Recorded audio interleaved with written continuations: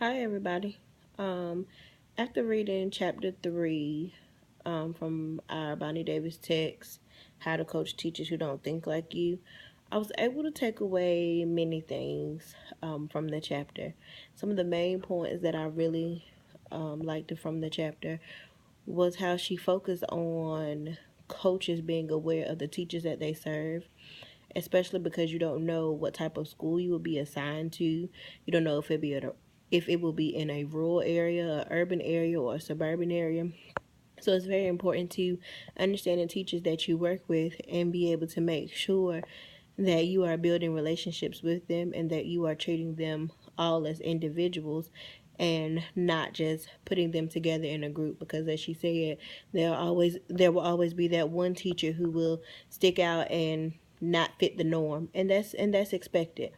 Something else that I really liked from the chapter was, to me, it just felt like the coach was the role model. The coach was the person who kind of set the tone for the group, for the meetings, for the workshops, for the co-teaching, whatever the case is, or whatever your area is in the coaching world.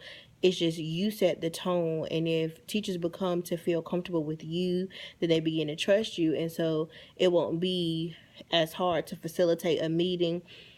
It will be easier because teachers will feel comfortable and they'll want to share their personal experiences because they know that you, as a coach, you don't mind sharing your own personal experiences that you've had, even giving them different types of scenarios from different situations that you've been in.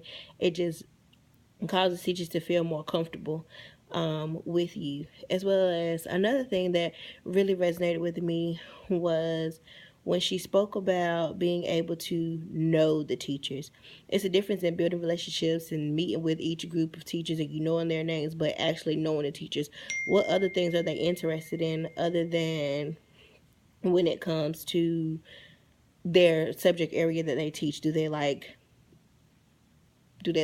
to Are they a health person? Are they someone who enjoys nature? Are they someone who, just the different things that they like to do? Also knowing those things, and if you run across things like that, being able to be a valuable resource for them, because as a coach you need to be able to not only know them on the professional level, but also being able to understand some of their things that they like personally outside of the education realm. That's when you're really reaching teachers and making them feel comfortable with you as as a coach. Another key idea that I took away was just knowing that, or understanding that you need to listen. Sometimes it's hard when you feel like you're the facilitator, you have your goals in mind, you know what you want to happen, you understand what the main goal is. But sometimes we're going to have those teachers who come in who just need to vent, who need to talk, and we need to be able to be the listeners. That was one of the biggest things, is that listening is key, even though sometimes it's hard to shift those roles.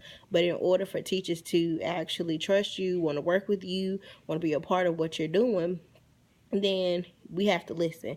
And she gave a lot of key points on some of the good things, or some of the good takeaways from listening, being able to paraphrase, giving them good body language, giving them eye contact, making sure that you're understanding and not always interjecting as they're talking, but instead, giving them a head nod, or just continuing to make that direct eye contact with them, making sure that they understand that, hey, this person is listening to me. Now, when it talks about could I relate from any of the information that was presented? Yes. My first school that I ever taught in was a Title I school. We were blessed to have two coaches, one for math and one for reading. And I can honestly say that when I first started going to PLC meetings, I was very overwhelmed. I didn't know what was expected. I was a first year teacher, so I was nervous. And a lot of times my colleague, she wasn't very supportive, and it was a lot of times she might try to throw me under the bus if I didn't have everything that I needed, or I wasn't actually prepared for the meeting. But I didn't understand what a PLC was. But as time grew on, I began to build those relationships with my coaches. We began to co-teach together. They began to share some of the resources that they had, giving me some ideas and strategies to use with my students who need intervention, and even giving me ideas on how to extend the learning for other students, because as a first year teacher, it's kind of hard. You don't really know everything that you need to know coming out of fresh out of school. So it was a good thing to have them there. They were able to build those relationships with me. I felt comfortable going to them. I felt comfortable with them coming in my classroom.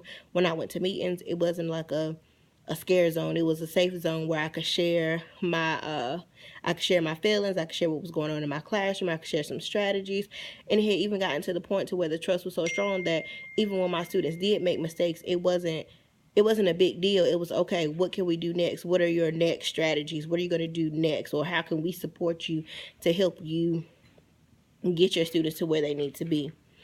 As far as this information helping me as a curriculum person, I definitely will carry this book around with me everywhere, because with my presentation that I'm doing for the conference that's coming up, we have really delved deep into this book, because it has a lot of different things that we're going to put into our presentation. So it's already helping us before we even need the experience of coaching. It's actually helping us. It's teaching us different ways to present to teachers. It's teaching us how to actually coach a group. It's a difference in coaching and teaching.